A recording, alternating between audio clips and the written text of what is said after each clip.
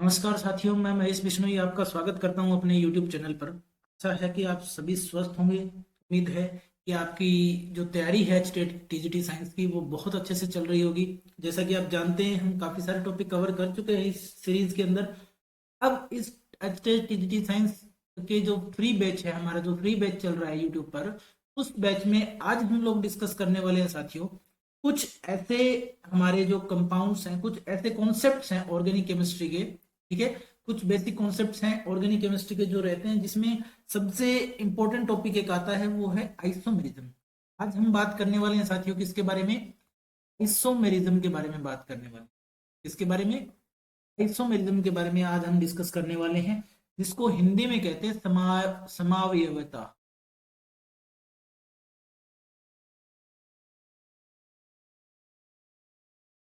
ठीक है, इसको हिंदी में क्या कहते हैं? समावयवता, आइसोमेरिज्म। अब ये होती क्या है? ठीक है, जब भी आपके पास दो या दो से ज्यादा कोई कंपाउंड एग्जिस्ट करते हैं जिनका मोलिकुलर फॉर्मूला तो सेम होता है लेकिन प्रॉपर्टी डिफरेंट होती है, तो उनको हम क्या कहते हैं? आइसोमर्स कहते हैं। और उनकी जो ये जो फिनोमिना है एग्जिस्ट करने का, उसी को आइसोमेरिज्म कहा जाता है। इसको हम कैसे डिफाइन करते हैं? It is the phenomena, it is the phenomenon of existing two or more then to or more then two compounds, यानी दो या दो से ज्यादा यौगिक होंगे compounds possessing the same molecular formula, possessing the same molecular formula। ठीक है, possessing the same molecular formula but different properties। लेकिन उसकी प्रॉपर्टीज कैसी होती हैं? डिफरेंट होती हैं, यानी उसके जो गुण हैं वो कैसे होते हैं? अलग होते हैं। उसके गुण कैसे होते हैं? अलग होते हैं। ठीक है, जिनके अणुसूत्र तो समान होते हैं लेकिन गुण अलग होते हैं, डिफरेंट प्रॉपर्टीज। ठीक है, कहने का मतलब ऐसे यौगिक जिनके अणुसूत्र, ठीक है, कि इसके बारे में बात करें, जिनके अणुसूत्र तो समान होते हैं लेकिन गुण अलग होते हैं। ये अणुसूत्र, अणुसूत्र समान होते हैं, यानी मोलिकुलर फॉर्मूला जिसको हम अणुसूत्र कहते हैं वो तो सेम होता है, समान होते हैं, पर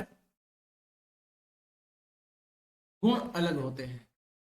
ठीक है, गुण अलग, आप ऐसा लिख सकते हैं साथियों। ठीक है, जिनके गुण अलग होते हैं लेकिन अणुसूत्र समान होते हैं। ठीक है, गुण अलग, अणुसूत्र समान, यानी same molecular formula but different properties.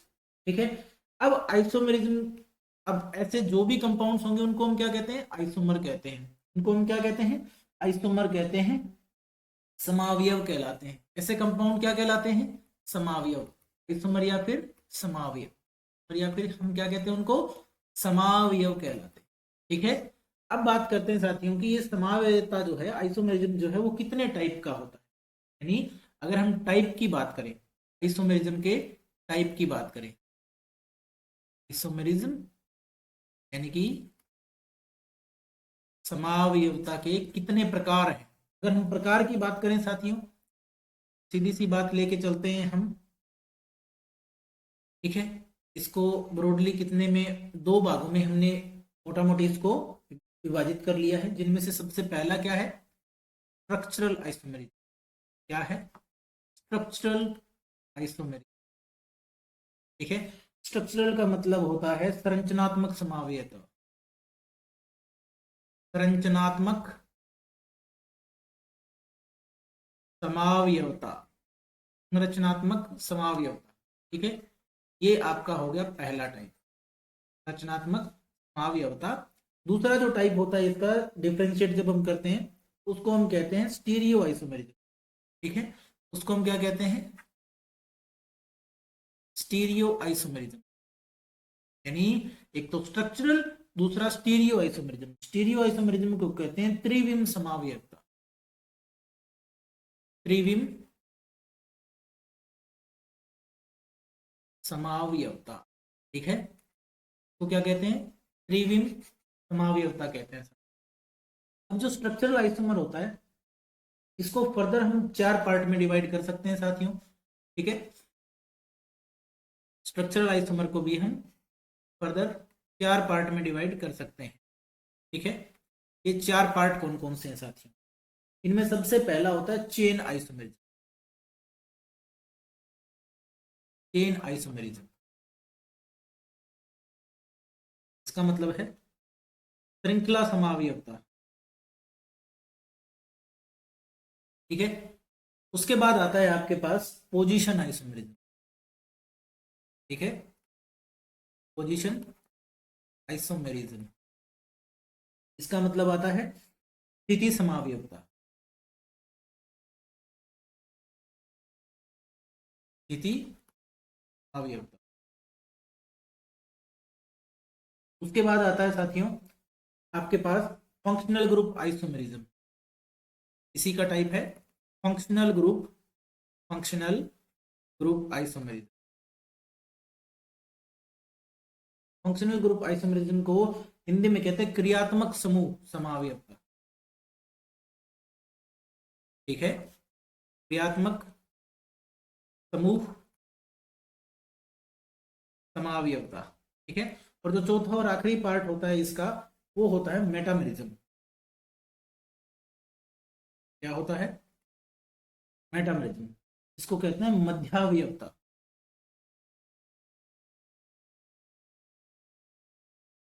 ठीक है, मध्यावयवता। ऐसे ही जो त्रिविम समावयवता होता है, त्रिविम समावयवता है यानी कि स्टीरियो आइसोमेरिज्म है, इसको 2 पार्ट में डिवाइड किया जा सकता है, यानी इसके भी 2 पार्ट होते हैं साथी। कितने पार्ट होते हैं, टोटल 2 पार्ट होते हैं। तो पहला पार्ट होता है इसका, उसको बोलते हैं ज्योमेट्रिकल आइसोमेरिज्म। ठीक है, ज्योमेट्रिकल आइसोमेरिज्म। ज्योमेट्रिकल का मतलब होता है ज्यामितीय समावयवता। हिंदी में इसको कहते हैं ज्यामितीय समावयवता। ठीक है, दूसरा जो होता है इसका वो होता है optical isomerism. Optical isomerism, optical isomerism को कहते हैं प्रकाशीय समावयवता।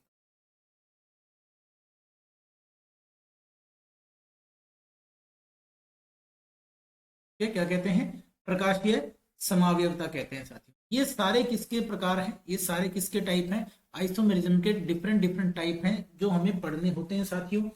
ठीक है, अब इनमें से हम पढ़ने वाले हैं मेन स्ट्रक्चरल आइसोमेरिज्म। अभी स्ट्रक्चरल आइसोमेरिज्म के बारे में बात करेंगे। ठीक है, स्ट्रक्चरल आइसोमेरिज्म क्या होता है, कैसे ये काम करता है, हमें इसको पढ़ना है। स्ट्रक्चरल आइसोमेरिज्म में जो सबसे पहला टाइप है हमारे पास वो है साथियों चेन आइसोमेरिज्म। सबसे जो पहला टाइप है वो क्या है,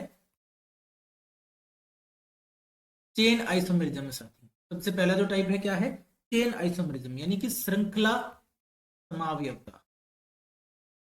ठीक है, समावयवता, श्रृंखला समावयव। चेन आइसोमेरिज्म क्या होता है साथियों, इसके बारे में बात करते हैं। चेन आइसोमेरिज्म का मतलब होता है जब 2 या 2 से ज्यादा कंपाउंड ऐसे हों जिनका मोलिकुलर फॉर्मूला तो सिमिलर है लेकिन डिफरेंट कार्बन स्केलेटन होता है। ठीक है, कहने का मतलब क्या है, शॉर्ट में लिखेंगे compounds having same molecular formula, same molecular formula but different carbon skeletons. ठीक है, इनके क्या होते हैं, अलग अलग कार्बन स्केलेटन होते हैं।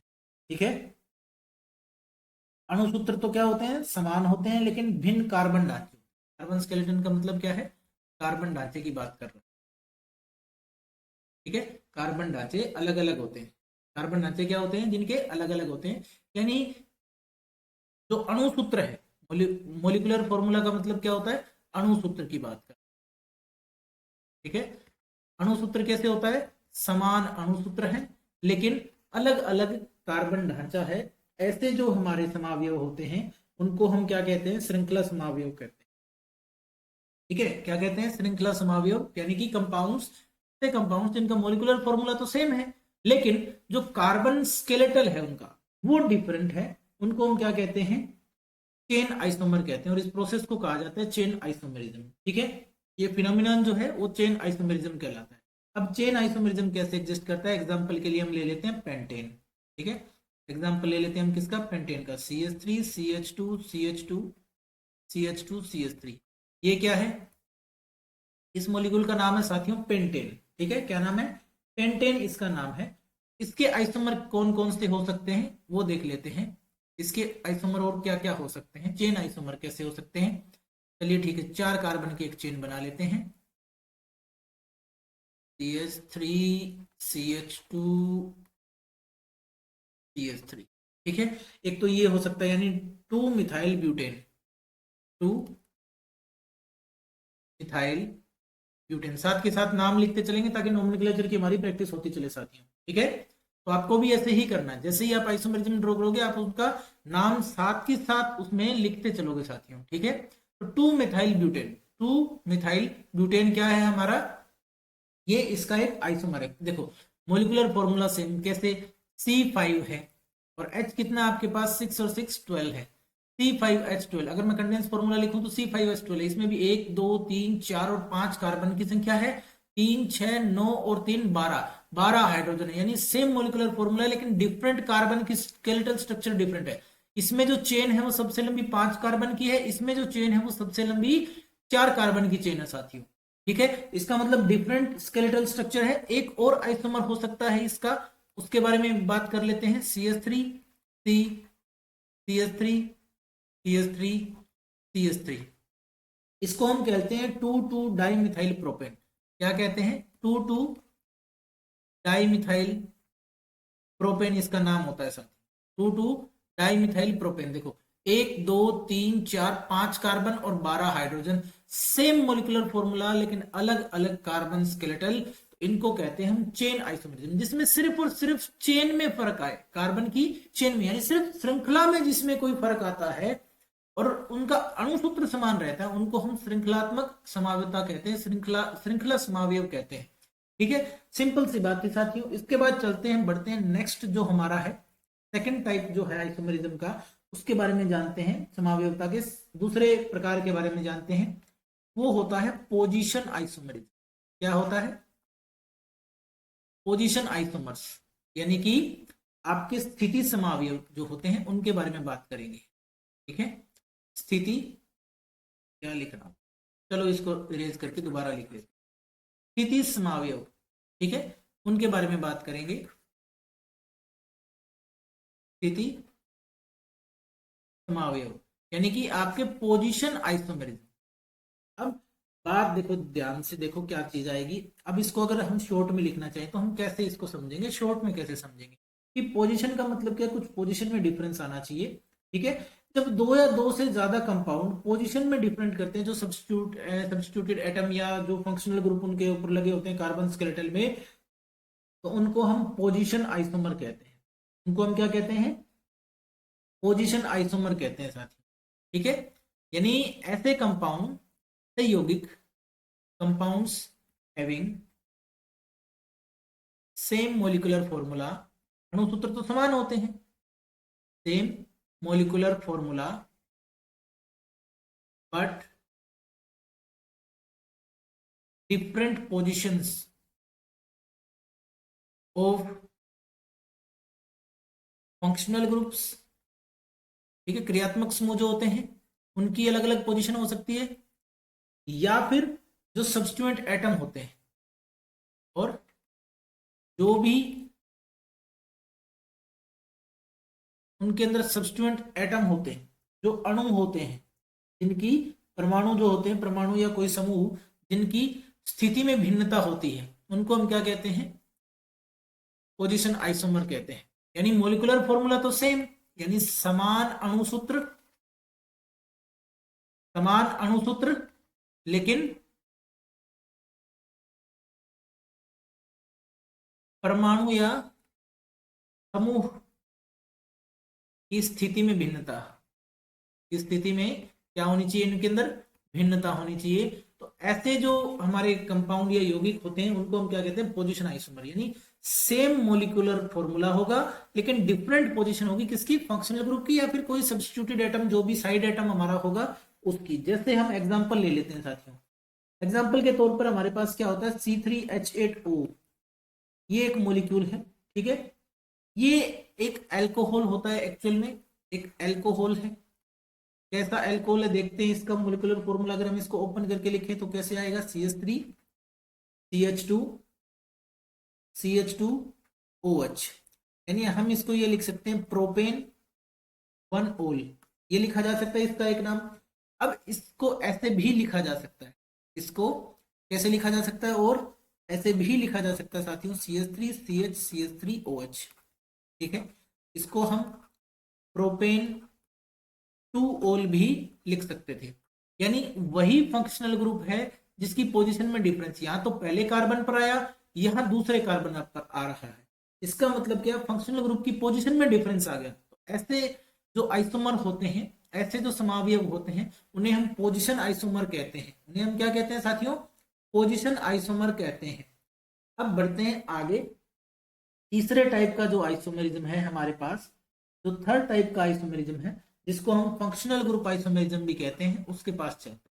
थर्ड टाइप का जो आइसोमेर है वो क्या है, functional group isomerism. Functional group isomerism क्या कहते हैं उसको हम, फंक्शनल ग्रुप आइसोमेरिज्म कहते हैं सर। फंक्शनल ग्रुप आइसोमेरिज्म में क्या होता है आपके पास, फंक्शनल ग्रुप यानी कि क्रियात्मक समूह, क्रियात्मक समूह समावयव, ठीक है। क्रियात्मक समूह समावयव भी इनको कहा जाता है हिंदी में। फंक्शनल ग्रुप आइसोमर्स कौन से होते हैं उनके बारे में हम बात करते हैं। फंक्शनल ग्रुप आइसोमर यानी दो या दो से ज्यादा कंपाउंड जिनका सेम मोलिकुलर फॉर्मूला हो लेकिन डिफरेंट फंक्शनल ग्रुप उनके ऊपर जुड़े हो, ठीक है। तो हम इसको क्या कहते हैं, हम कह सकते हैं कि compounds having same molecular formula, same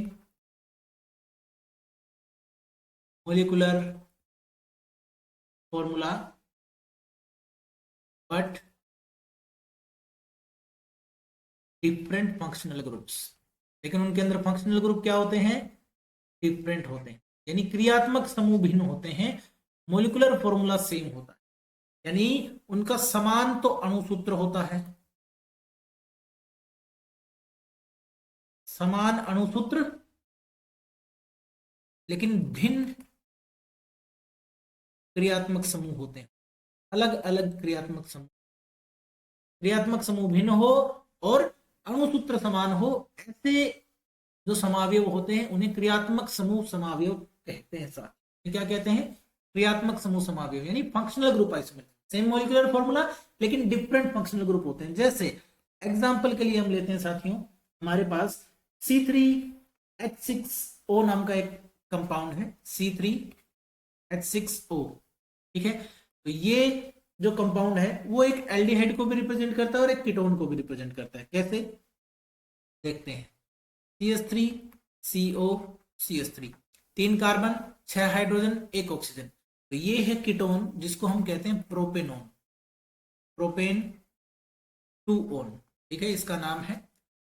इसी तरह ये एक और कंपाउंड को रिप्रेजेंट करता है जो कि होता है हमारे पास CH3 CH2 CH2, इसको बोलते हैं प्रोपेनल, प्रोपेनल। ये एक एल्डिहाइड है, ये तो एल्डिहाइड है, और ये कंपाउंड एक कीटोन है, ये क्या है, कीटोन है।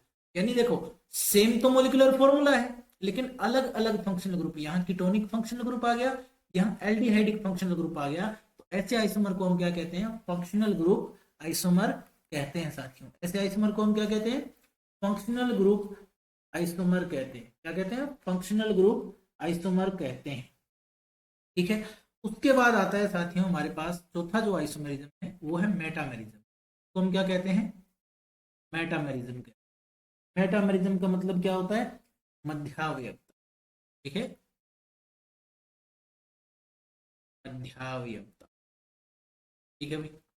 मेटामेरिज्म में क्या होता है साथियों, ये किस वजह से आता है, due to different alkyl chains on either side of the functional group. ठीक है, इसका मतलब क्या है, it arises due to the it arises due to the different alkyl chains, यानी different alkyl chains present on the either side of, ठीक है, दोनों कोई सी भी साइड हो, either side of the functional group, यानी आपके जो क्रियात्मक समूह होता है, यानी फंक्शनल ग्रुप जो होता है, उसके दोनों साइड अलग अलग अल्किल चेन प्रेजेंट होने की वजह से किसी भी मॉलिक्यूल के अंदर इन्हें मॉलिक्यूल ये वाला फंक्शनल ग्रुप अराइज होता है। किस वजह से अराइज होता है साथियों, ये क्रियात्मक समूह से लगी भिन्न भिन्न एल्किल श्रृंखलाओं के कारण उत्पन्न होता है। ठीक है, किसके कारण, क्रियात्मक समूह के साथ, क्रियात्मक समूह के साथ लगी भिन्न भिन्न एल्किल श्रृंखलाओं की वजह से, अलग अलग एल्किल श्रृंखलाएं जो जुड़ी होती हैं उनकी वजह से साथियों ये इस टाइप का आइसोमेरिज्म हमें दिखाई देता है। एग्जाम्पल के लिए हमारे पास क्या है, एग्जाम्पल के लिए C4H10O एक कंपाउंड है। ठीक है, ये दो अलग अलग कंपाउंड को रिप्रेजेंट कर सकता है, दो आइसोमर होते हैं इसके। कैसे, एक तो ये बनाया जा सकता है CH3O C3H7। ठीक है, एक तो ये बनाया जा सकता है जिसको मिथॉक्सी प्रोपेन भी कहते हैं। क्या कहते हैं, मिथॉक्सी प्रोपेन। मिथॉक्सी प्रोपेन, जब भी आपके पास OR ग्रुप आ जाए तो इसको अल्कोक्सी ग्रुप कहा जाता है साथियों। तो क्या कहा जाता है, अल्कोक्सी ग्रुप।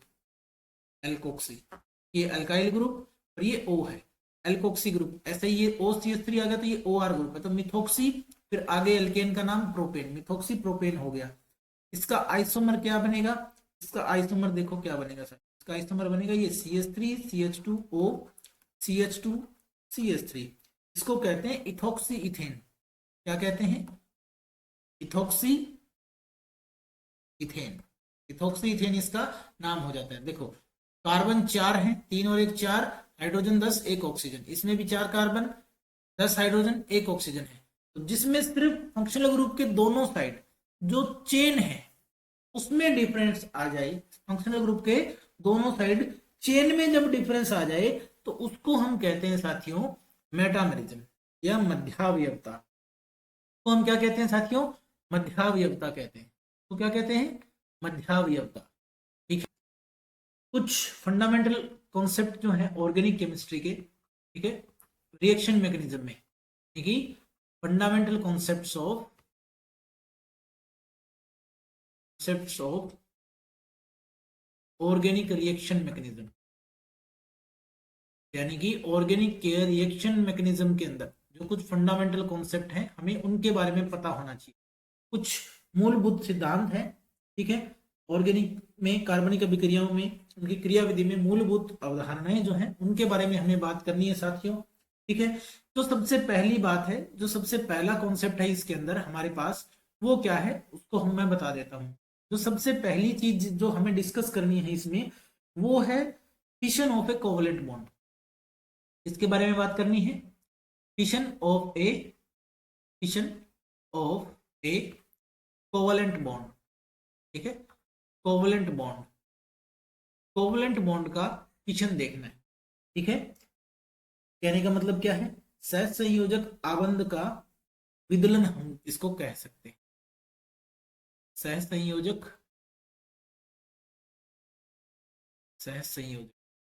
अब कर लेते हैं ना, सहसंयोजक इसको लिखेंगे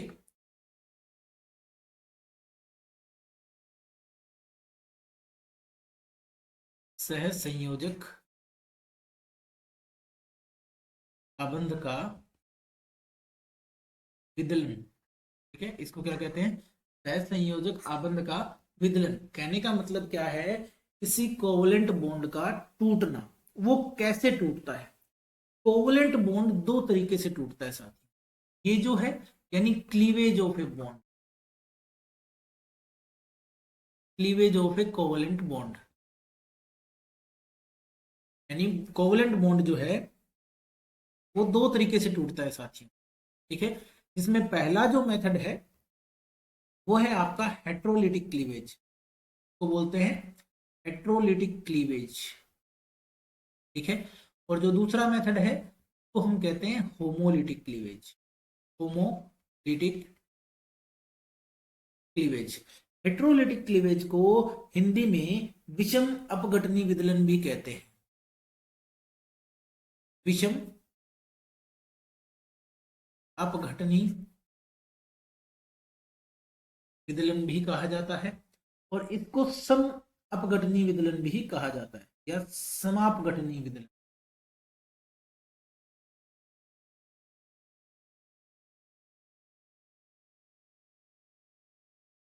समापघटनी विदलन भी कहा जाता है।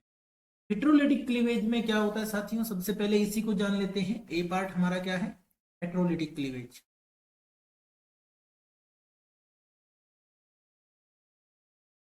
हेट्रोलिटिक क्लीवेज में हमारे साथ क्या होता है, हेट्रोलिटिक क्लीवेज में क्या होता है, जो बॉन्ड टूटता है वो ऐसे टूटता है कि जो शेयर्ड पेयर ऑफ इलेक्ट्रॉन होता है वो किसी एक एटम के पास ही रहता है, ठीक है। Bond breaks in such a manner, bond breaks in such a manner that the electrons remains with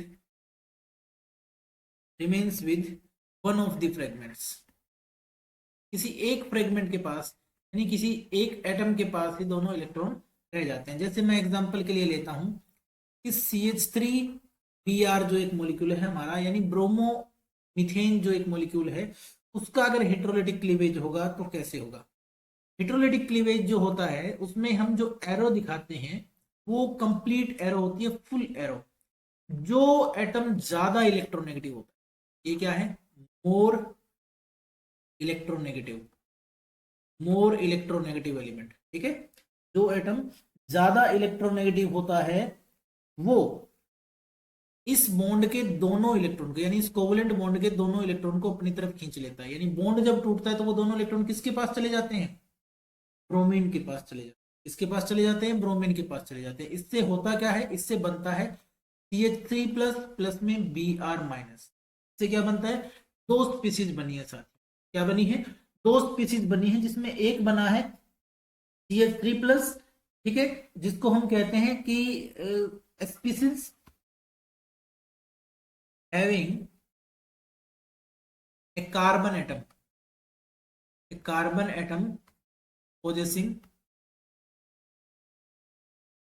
sextet of electrons, ठीक है, जिसके पास 6 इलेक्ट्रॉन हो, sextet of electrons and a positive charge, positive charge, उसके पास क्या होगा, धनावेश होगा। क्या होगा, धनावेशित, धनावेशित जो स्पीसीज, इसके पास क्या होगा, षष्टक, हिंदी में सेक्सटेट को बोलते हैं षष्टक, इलेक्ट्रॉन्स का क्या होगा, षष्टक होगा उसके पास, ठीक है। कार्बन, एक कार्बन की स्पीसीज बनेगी जिसके पास क्या होगा, सेक्सटेट ऑफ इलेक्ट्रॉन होगा, यानी उसकी वैलेंस शेल में उसके पास टोटल कितने इलेक्ट्रॉन होंगे, 6, और साथ में उसके ऊपर एक क्या होगा, पॉजिटिव चार्ज होगा। इस स्पीसीज को क्या कहते हैं, इज कॉल्ड एज कार्बोकैटायन। तो क्या कहते हैं साथियों, कार्बोकैटायन, बहुत इंपॉर्टेंट स्पीसीज है। क्या कहते हैं, कार्बोकैटायन, जिसको पहले के टाइम पे कार्बोनियम आयन भी कहा जाता था। क्या कहा जाता था, कार्बोनियम आयन भी कहा जाता था, कार्बोनियम आयन इसको पहले कहा जाता था, ठीक है। अब इसको हम क्या कहते हैं, कार्बोकैटायन कहते हैं, यानी कार्बन जिसके ऊपर पॉजिटिव चार्ज वाली स्पीसीज को हम कैटायन कहते हैं, इसलिए इस स्पीसीज का नाम क्या हो गया, कार्बोकैटायन। ये जो पर्टिकुलर स्पीसीज थी CH3 प्लस, जो भी मिथाइल ब्रोमाइड के होमोलिटिक क्लीवेज से बनी है, ठीक है, इसमें क्या है, इस पर्टिकुलर स्पीसीज को कहते हैं मिथाइल कैटायन। इसको क्या कहते हैं, मिथाइल कैटायन कहते हैं सर। इस पर्टिकुलर स्पीसीज को क्या कहते हैं, मिथाइल कैटायन, ठीक है, या फिर मिथाइल कार्बोनियम आयन कहते हैं। अब ये जो कार्बोकैटायंस बने इनके बारे में बात कर लेते हैं। कार्बोकैटायंस यानी ऐसे कार्बन जिनके ऊपर क्या हो, पॉजिटिव चार्ज होते हैं। कार्बोकेटाइंस 3 टाइप के होते हैं सब। कितने टाइप के होते हैं? टोटल 3 टाइप्स के होते हैं, जिसमें सबसे पहले होता है प्राइमरी कार्बोकेटाइन। ठीक है, प्राइमरी कार्बोकेटाइन। ठीक है, प्राइमरी कार्बोकेटाइन। फिर बारी आती है नंबर 2 पर, सेकेंडरी कार्बोकेटाइन की। ठीक है, सेकेंडरी कार्बोकेटाइन। फिर बारी आती है नंबर 3 पर, टर्शियरी कार्बोकेटाइन की।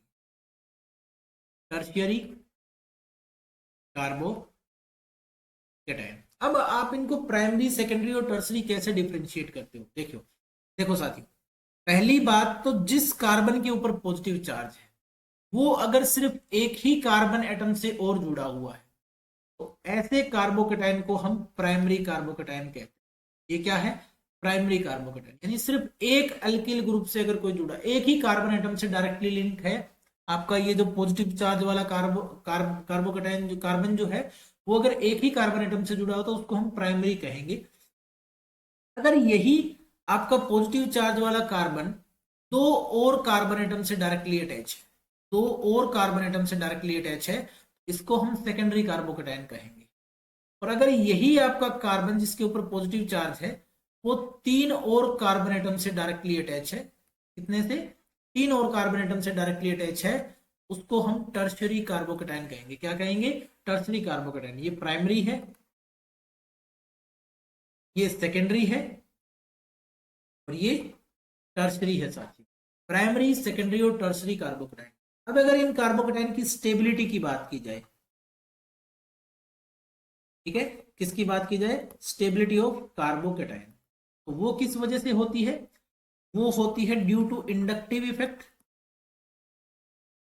इंडक्टिव, एंड दूसरा होता है हाइपर कॉन्जुगेशन इफेक्ट। दूसरा क्या होता है? Hyper conjugation effect. इन दो इफेक्ट की वजह से, ये दो जो प्रभाव होते हैं, इंडक्टिव इफेक्ट और हाइपर कॉन्जुगेशन, इनकी वजह से कार्बोकेटाइंस की स्टेबिलिटी होती है साथियों। अब स्टेबिलिटी का ऑर्डर क्या है कार्बोकेटाइंस में? स्टेबिलिटी ऑर्डर ऑफ कार्बोकेटाइंस, यानी ये जो कार्बोकेटाइन बने हैं इनका स्टेबिलिटी ऑर्डर क्या है? तो याद रखिएगा साथियों, टर्शियरी कार्बोकेटाइन सबसे ज्यादा स्टेबल होते हैं, उसके बाद सेकेंडरी कार्बोकेटाइन, फिर प्राइमरी कार्बोकेटाइन, और उस लास्ट में आता है आपका मिथाइल केटाइन। लास्ट में क्या आता है आपका? मिथाइल केटाइन आता है। ये ऑर्डर है स्टेबिलिटी का। ठीक है, ये किसका ऑर्डर है? स्टेबिलिटी ऑफ कार्बोकेटाइन की बात करते हैं। ठीक है, ये किसका ऑर्डर है? स्टेबिलिटी ऑफ कार्बोकेटाइन की बात कर रहे हैं। ठीक है, वो पीछे जो मैंने कार्बोकेटाइन बनाए थे ना, उनके हम हाइड्रोजन पूरे कर सकते हैं। जैसे इसके हाइड्रोजन होंगे 2, इस पे होगा 1 और इस पे कोई हाइड्रोजन नहीं। ठीक है, वो हाइड्रोजन में पूरे नहीं किए थे, वो कर दिए। ठीक है, ये अब जो है, जो कार्बोकेटाइन है उसको हम क्या कहते हैं? ये किससे बना है? इनका जो ओवरलैप है ये किससे बना है? ओवरलैप ऑफ 3 इक्विवेलेंट कार्बन, यानी 3 इक्विवेलेंट sp2 हाइब्रिडाइज्ड ऑर्बिटल जो है उनसे बना है। किनसे बना है? ये 3 इक्विवेलेंट sp2 हाइब्रिडाइज्ड ऑर्बिटल जो है उनसे मिलके बना हुआ है। कौन? हमारा कार्बोकेटाइन, जिसमें 1s orbital of each of the 3 hydrogen atom है। ठीक है, 3 sp2 हाइब्रिडाइज्ड ऑर्बिटल जो है वो कंबाइन करते हैं किसके साथ? 3 1s orbital of each hydrogen atom. ठीक है, ईच बॉन्ड, हम हर एक बॉन्ड को कैसे रिप्रेजेंट कर सकते हैं? अगर मैं इसकी स्ट्रक्चर बनाना चाहूँ, कार्बोकेटाइन की स्ट्रक्चर देखो कैसे बनेगी। ये पॉजिटिव चार्ज, ठीक है, ये मान लो एक हाइड्रोजन बॉन्ड, ये bond below the plane of paper, और ये bond above the plane of paper वाला बना दिया।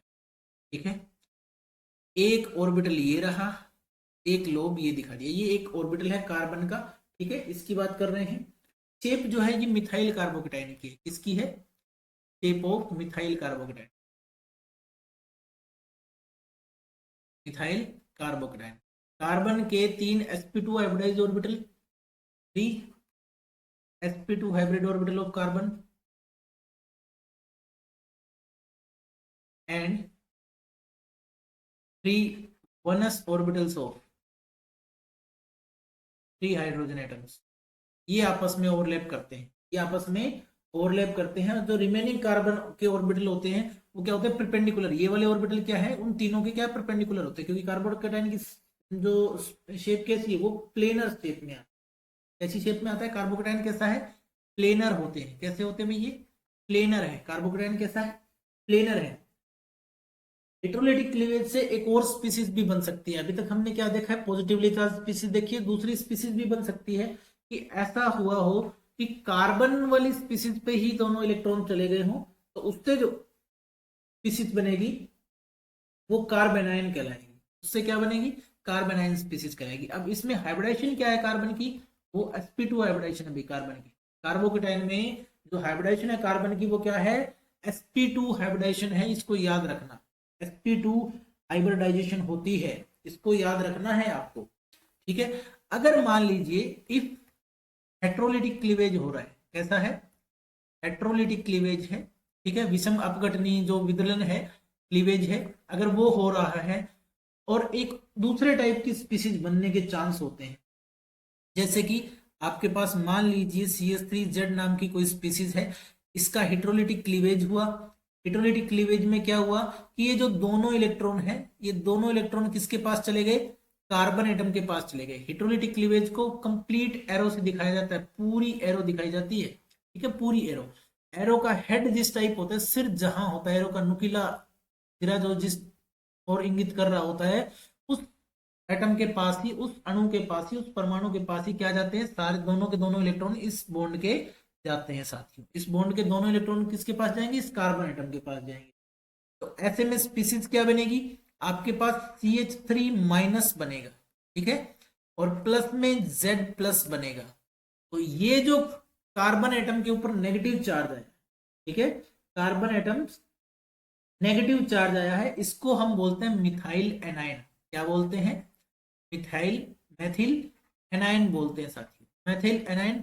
या फिर इनको हम कहते हैं कार्ब एनाइन। क्या कहते हैं? कार्ब एनाइन भी कहा जाता है। ठीक है, ऐसी कार्बन स्पीसीज जिनके ऊपर, कार्बन के ऊपर क्या होता है? नेगेटिव चार्ज होता है, उनको हम क्या कहते हैं? Carb A9. यानी नेगेटिव चार्ज कैरिंग कार्बन को हम क्या कहते हैं? Carb A9. Negative charge carrying carbon, carrying carbon atom को हम क्या कहते हैं? ऐसी स्पीसीज को क्या कहते हैं? उनको कार्ब एनाइन कहते हैं। क्या कहते हैं? Carb A9. अब जनरली जो होता है, जनरली जनरली बात कर रहा हूं, generally carbon atom of carbon ion, जो कार्बन आयन का कार्बन एटम होता है साथियों, ठीक है, कार्बन एटम जो होता है कार्बन आयन का, जनरली वो क्या होता है? sp3 हाइब्रिडाइज होता है। कैसा होता है? sp3 हाइब्रिडाइज होता है। sp3 हाइब्रिडाइज कार्बन एटम होता है किसका? कार्बन आयन का। इसकी शेप अगर देखना चाहें तो कैसे बनेगी साथियों? देख लेते हैं। ठीक है, ऐसे ये यहां पर हम लोन पेयर या इलेक्ट्रॉन पेयर मान लेते हैं, और ये आपके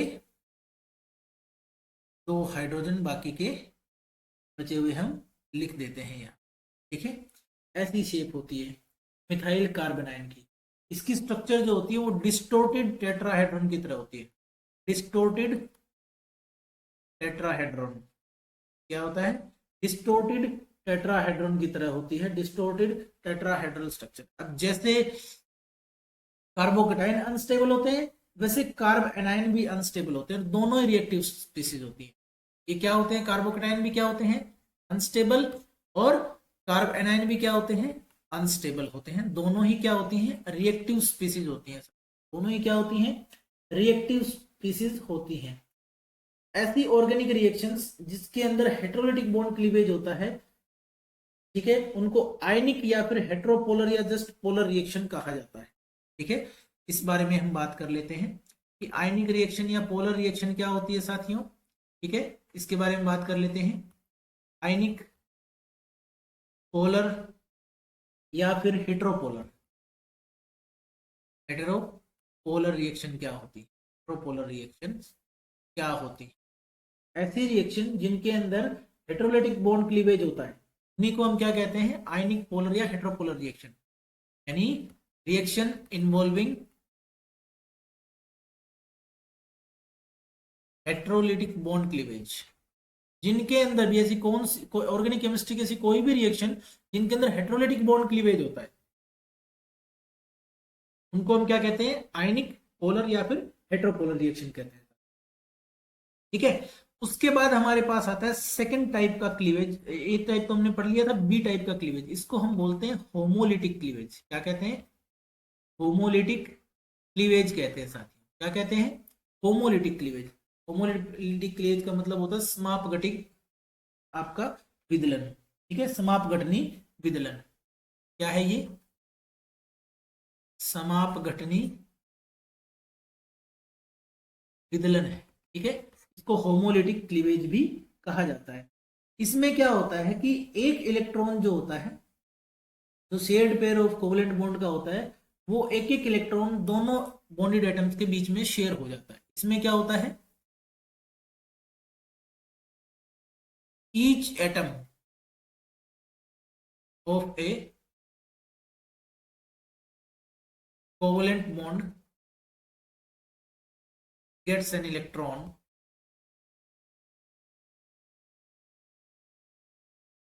आफ्टर द क्लीवेज। यानी क्लीवेज के बाद क्या होता है, हर एक एटम, दोनों एटम जो कार्बन बॉन्ड के साथ जुड़े होते हैं, जैसे मान लेते हैं एक आर है एक एक्स है, इसमें अगर मैं होमोलिटिक क्लीवेज दिखाना चाहूं तो होमोलिटिक क्लीवेज की खास बात क्या है साथियों? होमोलिटिक क्लीवेज को दिखाते हैं हम हाफ हेडेड एरो से, आधे सर वाला एरो। ठीक है, आधा हिस्सा इस साइड दिखाएंगे, आधा हिस्सा इस साइड दिखाएंगे। ठीक है, तो हाफ हेडेड एरो का मतलब क्या होता है कि एक इलेक्ट्रॉन इस एटम के पास गया, एक इलेक्ट्रॉन इस एटम के पास गया, यानी उसके बाद ये बना आर डॉट एक्स डॉट, और उस एक इलेक्ट्रॉन को हम क्या दिखाएंगे? डॉट से दिखाएंगे। जब भी किसी एल्किल ग्रुप पर डॉट आता है यानी एक इलेक्ट्रॉन चला जाता है, तो उसको हम बोलते हैं एल्किल फ्री रेडिकल। क्या बोलते हैं? एल्किल फ्री रेडिकल बोलते हैं। यानी होमोलिटिक क्लीवेज की वजह से जो स्पीसीज बनती है, होमोलिटिक क्लीवेज की वजह से जो स्पीसीज बनती हैं, वो न्यूट्रल स्पीसीज बनती हैं जिनके पास एक अनपेड इलेक्ट्रॉन होता है।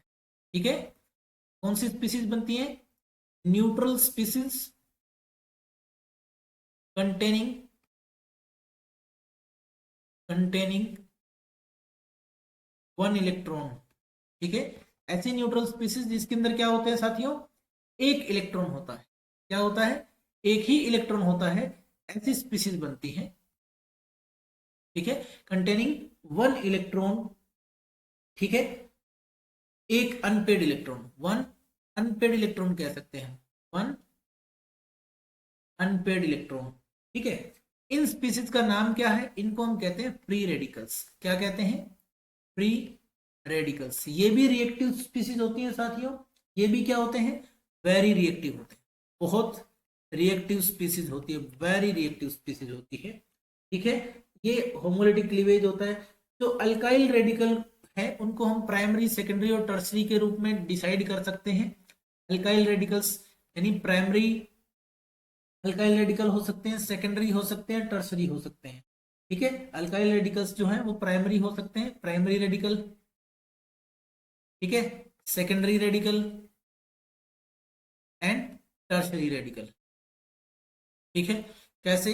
जैसे हमने पहले बताया था, CH3 CH2 के ऊपर ये रहा डॉट यानी फ्री रेडिकल, ये इथाइल फ्री रेडिकल है। कौन सा है? Ethyl free radical, ethyl free radical है। ठीक है, या फिर आप इसको प्राइमरी भी कह सकते हो, आप इसको प्राइमरी फ्री रेडिकल, क्योंकि जिस कार्बन के ऊपर एक इलेक्ट्रॉन है, जिस कार्बन के ऊपर फ्री रेडिकल बना हुआ है, वो एक ही और कार्बन से जुड़ा हुआ है। ठीक है, फिर आपके पास आ जाता है आइसोप्रोपाइल फ्री रेडिकल। ठीक है, तो ये क्या है? ये सेकेंडरी फ्री रेडिकल है। ठीक है, फिर आपके पास टर्शरी ब्यूटाइल फ्री रेडिकल होता है। ठीक है, टर्सरी ब्यूटाइल फ्री रेडिकल, ये टर्सरी फ्री रेडिकल है। जो स्टेबिलिटी ऑर्डर है प्राइमरी, सेकेंडरी और टर्सरी फ्री रेडिकल का, इनका जो स्टेबिलिटी ऑर्डर वो सेम होता है। कैसा स्टेबिलिटी ऑर्डर फ्री रेडिकल का? वो होता है टर्सरी, फिर सेकेंडरी, फिर प्राइमरी, और लास्ट में मिथाइल फ्री रेडिकल। ये सेम ऑर्डर है। कौन सा है? कार्बोकेटायन वाला stability order of free radicals. कौन सा ऑर्डर है? सेम ऑर्डर है साथियों, किसके जैसा? आपके कार्बोकेटाइन की तरह सेम इनका ऑर्डर है। ठीक है, क्या इतनी बात आपको समझ में आ गई है? अगर इतनी बात समझ में आ गई है, आज के लिए इस वीडियो को यहीं पे खत्म करते हैं साथियों।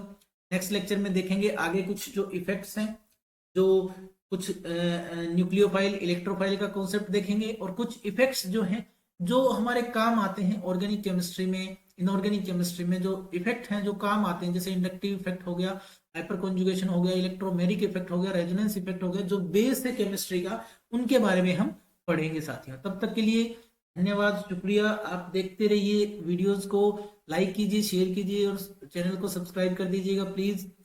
थोड़ा बहुत मोटिवेशन हमें भी मिलता है जब कोई अप्रिशिएट करता है जो हम करवा रहे होते हैं, ठीक है।